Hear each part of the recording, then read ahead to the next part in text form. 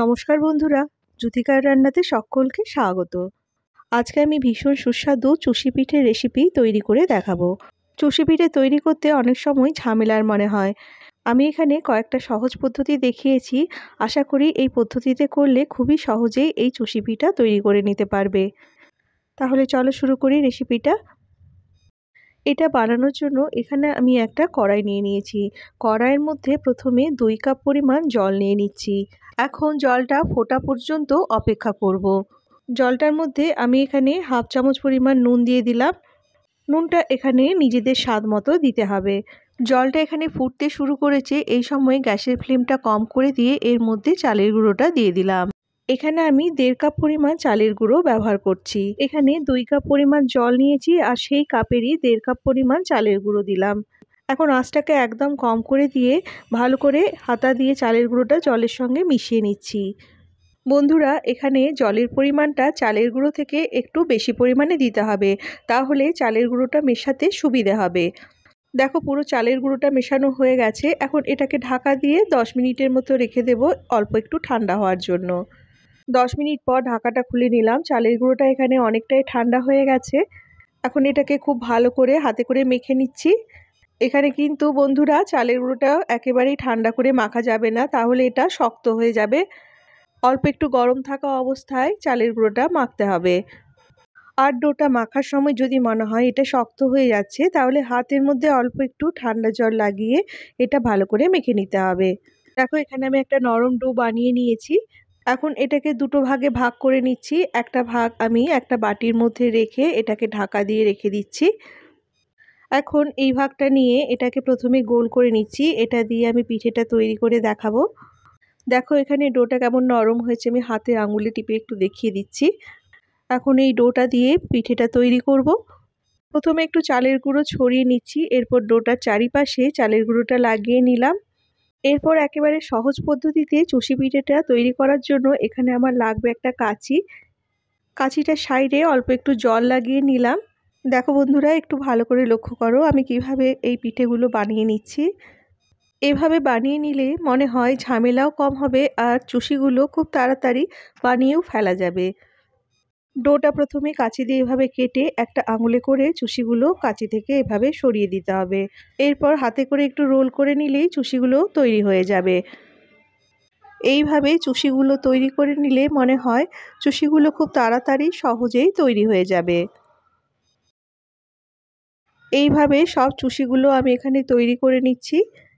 এখন আমি চুষিগুলো তৈরি করার আরেকটা সহজ পদ্ধতি তোমাদের দেখিয়ে দিচ্ছি। কিছুটা ডো নিয়ে প্রথমে এটাকে হাতে করে এভাবে একটু লম্বা করে নিচ্ছি। এরপর হাতে করে অল্প একটু টুকরো করে চুষিগুলো এভাবে বানিয়ে নিতে হবে।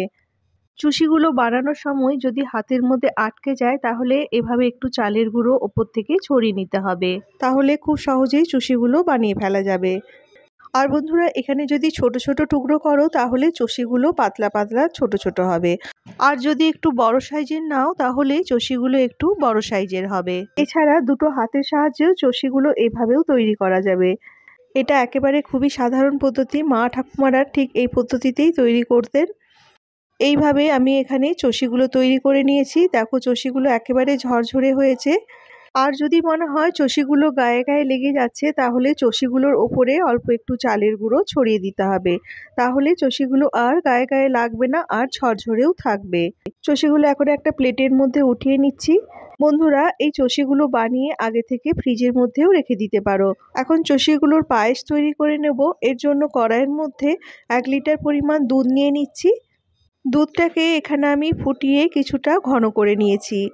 এখন দুধের মধ্যে দিয়ে দিচ্ছি দুটো এলাচ। এলাচগুলো ফাটিয়ে দিয়েছি আর এর সঙ্গে দিয়ে দিলাম একটা তেজপাতা। এরপর এর মধ্যে 1/4 কাপ পরিমাণ চিনি দিয়ে দিলাম। এই পায়েসটা তৈরি করার জন্য কিন্তু চিনিটা আগে থেকে দিয়ে দিতে হবে। চিনিটা দিয়ে 5 মিনিটের মতো ফুটিয়ে নিয়ে তারপর এর মধ্যে চষিগুলো দিয়ে দিলাম। চষিগুলো খুব হালকা হাতে এভাবে একটু নাড়াচাড়া করে মিশিয়ে দিচ্ছি। প্রায় 2 থেকে 3 মিনিট এটা ফুটিয়ে নিলেই চষিগুলো এখানে সেদ্ধ হয়ে যাবে। এখন একটা জায়গার মধ্যে 1 চামচ পরিমাণ চালের গুঁড়ো নিয়ে নিলাম আর এর মধ্যে হাফ কাপের মতো দুধ অল্প অল্প করে দিয়ে চালের গুঁড়োটা ভালো করে মিশিয়ে নিচ্ছি। এই দুধ আর চালের গুঁড়োর মিশ্রণটা আমি পায়েসের মধ্যে দেব, যাতে পায়েসটা খুব তাড়াতাড়ি ঘন হয়ে যায়। চালের গুঁড়োটা দেখো দুধের মধ্যে ভালো করে মিশে গেছে। এখানে আমি পায়েসটা 4 থেকে 5 মিনিটের মতো রান্না করে নিয়েছি। দেখো চষিগুলো ওপর দিকে ভেসে উঠেছে। চুষি পিঠেগুলো যখন দুধের উপর এইভাবে ভেসে উঠবে তখন জানবে চুষি পিঠেগুলো সেদ্ধ হয়ে গেছে। এই সময় পায়েসটার মধ্যে দুধ আর চালের গুঁড়োর মিশ্রণটা দিয়ে দেব। দুধ আর চালের গুঁড়োটা দেওয়ার পর এটাকে 2 থেকে 3 মিনিট এইভাবে অনবরত নাড়তে হবে। তাহলেই দেখবে পায়েসটা আস্তে আস্তে ঘন হয়ে যাচ্ছে। পায়েসটা ঘন হয়ে গেলে গ্যাসটাকে বন্ধ করে দিতে হবে। এরপর এর মধ্যে খেজুর গুড়টা এইভাবে মিশিয়ে দিতে হবে। আমি এখানে হাফ কাপের মতো খেজুর গুড় ব্যবহার করছি। তবে বন্ধুরা মিষ্টিটা তোমরা নিজেদের স্বাদ অনুযায়ী ব্যবহার করবে। আর এখানে বন্ধুরা খেজুর গুড়টা কিন্তু অবশ্যই গ্যাসটা বন্ধ করে এভাবে মেশাতে হবে, না হলে কিন্তু পায়েসের দুধটা কেটে ছানা হয়ে যেতে পারে। খেজুর গুড়টা খুব ভালো করে এভাবে নাড়াচাড়া করে মিশিয়ে দিচ্ছি। এখানে দেখো বন্ধুরা পায়েসটা কিন্তু খুব বেশি ঘন করে তৈরি করিনি, এটা ঠান্ডা হয়ে গেলে অনেকটাই ঘন হয়ে যাবে। এই জন্য পায়েসটা যখন তৈরি করব সেটা খুব বেশি ঘন করব না। খেজুর গুড়টা মিশিয়ে নিয়ে এর মধ্যে অল্প একটু পরিমাণ নুন দিয়ে দিলাম। পায়েসের মধ্যে অল্প একটু নুন দিলে পায়েসের মিষ্টির স্বাদটা খুব সুন্দরভাবে ব্যালেন্স হয়ে যায়। পায়েসটা এখানে তৈরি হয়ে গেছে, এটাকে আমি এখন পরিবেশন করে দিচ্ছি। চুষি পিঠের পায়েস বা চুই পিঠের পায়েস একেবারে তৈরি হয়ে গেছে। রেসিপিটি যদি ভালো লাগে তাহলে বন্ধুরা প্লিজ চ্যানেলটা সাবস্ক্রাইব করে নিও আর নোটিফিকেশনের অল বাটনটা অন করে দিও। তাহলে কোনো নতুন রেসিপি দিলে তোমাদের কাছে নোটিফিকেশান পৌঁছে যাবে। আর ভিডিওটায় প্লিজ একটা লাইক করে দিও। চলে আসবো আবার একটা নতুন রেসিপি নিয়ে। আজ তাহলে আসি, টাটা।